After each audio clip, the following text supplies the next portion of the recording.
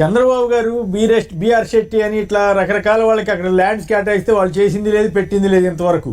ఎక్కడ అమరావతి పేరుతో ఏర్పడిన గ్రామాల్లో కానీ ఇక్కడ రియల్ ఎస్టేట్కి ఎక్కువ ప్రయోజనం ఇచ్చినట్ట, ఎక్కువ ప్రాధాన్యత ఇచ్చినట్ల, లేకపోతే జగన్ గారు ఇండస్ట్రీస్కి ఇస్తున్నటువంటి ప్రాధాన్యత ఈ యాంగిల్లో, రియల్ ఎస్టేట్ యాంగిల్లో కానీ ఇతరత్రా కానీ మీరు ఎట్లా పోలుస్తారు సంక్షిప్తంగా? సార్, అది పూర్తిగా అమరావతిలో చేసినంత రియల్ ఎస్టేట్ మాయాజాలం మనకు తెలుసు. సో హైదరాబాద్ లో హైటెక్ సిటీ అసలు మొదట ఎక్కడ శంకుస్థాపన జరిగింది, దాన్ని ఎక్కడికి తీసుకెళ్లారు, వెళ్లే ముందు ఆ చుట్టుపక్కల భూములు ఎవరు కొన్నారు, అందులో ఎవరికి బినామీ, ఇవన్నీ అందరికి తెలిసిన విషయాలే. అదే మ్యాజిక్ ఇక్కడ జరిగింది. ముందుగానే రాజధాని ఎక్కడ వస్తుంది, ఏంటి, వదిలిన లీపులు ఏంటి, చివరికి ఎక్కడ ఓపెన్ చేశారు, దాని చుట్టూ ఇచ్చినటువంటి పరిశ్రమలకు ఎక్కడెక్కడ ఇచ్చారు, వాటికి ఏం జరిగింది. ఇది రియల్ ఎస్టేట్ దందానేనండి పూర్తిగా. ఈ రోజు మొదలైంది కాదు, ఆయన అధికారంలోకి వచ్చినప్పటి నుంచి మొదలైంది రియల్ ఎస్టేట్ దందా. మంచి రియల్ ఎస్టేట్ వ్యాపారస్తులు, లేఅవుట్ లీడర్లు, సిద్ధాస్తులా మనకు అమరావతి కూడా మొత్తం పూర్తిగా చూస్తే ప్రైవేట్ లేఅవుట్ లానే ఉంటాయి. దానికి ఇచ్చినటువంటి ఫీచర్స్, డెవలప్మెంట్ అగ్రిమెంట్స్ ఇవన్నీ కూడా మీకు పూర్తిగా రియల్ ఎస్టేట్ అగ్రిమెంట్ అన్నట్టే ఉంటది. వేరే వాళ్ళ స్థలం తీసుకుని మనం లేఅవుట్ వేసేటప్పుడు మనం ఏదైతే అగ్రిమెంట్ రాసిస్తామో, ఇట్లా రోడ్లు వేస్తాం, ఇట్లా వేస్తాం, సేమ్ అలానే ఉంటదండి అది.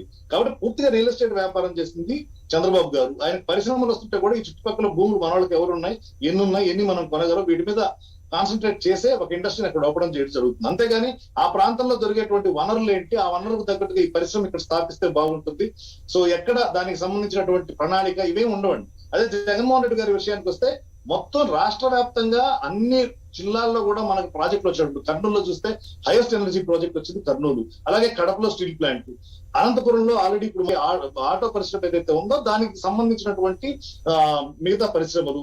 సో ఇట్లా జిల్లాల వ్యాప్తంగా దాన్ని స్ప్రెడ్ చేస్తున్నారు, కాన్సన్ట్రేటెడ్ గా ఒక చోట పెట్టడం లేదు. దీంతో పాటుగా ఈ రాష్ట్రానికి కనుక ప్రత్యేక హోదా ఇస్తే ఈ ముఖ్యమంత్రి ఇంకా ఈ రాష్ట్రాన్ని ముందుకు తీసుకెళ్ళడానికి అవకాశం ఉంటుంది. ప్రత్యేక హోదా అనేది ఇంకా ఆశ చావనటువంటి అంశం, పోరాడదగినటువంటి అంశం.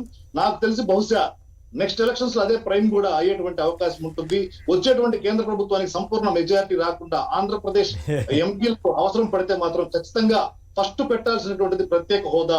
ఈ రోజు ఇండస్ట్రీస్ ఇక్కడ రావాలి అంటే ఇప్పుడు వెనుకబడినటువంటి రాష్ట్రాల్లో ఎక్కడైతే మేజర్ మ్యానుఫ్యాక్చరింగ్ ఇండస్ట్రీస్ ఉన్నాయో వాటన్నిటికీ కారణం ప్రత్యేక హోదా. ప్రత్యేక హోదాని కల్లబుల్లి కబుర్లతోనో లేకపోతే పిల్లడికి ఇచ్చినట్టు పవన్ కళ్యాణ్ గారి భాషలో చెప్తారు, 2 పాచిపోయిన లడ్డూల రూపంలోనో కాదు. ప్రత్యేక హోదా ఆంధ్రప్రదేశ్ రాష్ట్రానికి కావాలి. ఈ రోజు వాళ్ళంతా ఒకటిగా ఉంటున్నారు. పవన్ కళ్యాణ్ గారు బీజేపీ అడగట్లే, ఎవరు అడగాల్సింది ఒక్క ముఖ్యమంత్రి గారే. అడుగుతారనే నమ్మకం పూర్తిగా ఉంది, ఆయన చెప్పారు. కాబట్టి కేంద్ర ప్రభుత్వం మెడలు వంచో బతిమలాడో బామాలో ప్రత్యేక హోదా తీసుకొస్తే ఇండస్ట్రీస్ ఇంకా కూడా వచ్చేటువంటి అవకాశం ఉంటుంది, ఆంధ్రప్రదేశ్ రాష్ట్రం ముందుకెళ్ళేటువంటి అవకాశం ఉంటుంది. రైట్.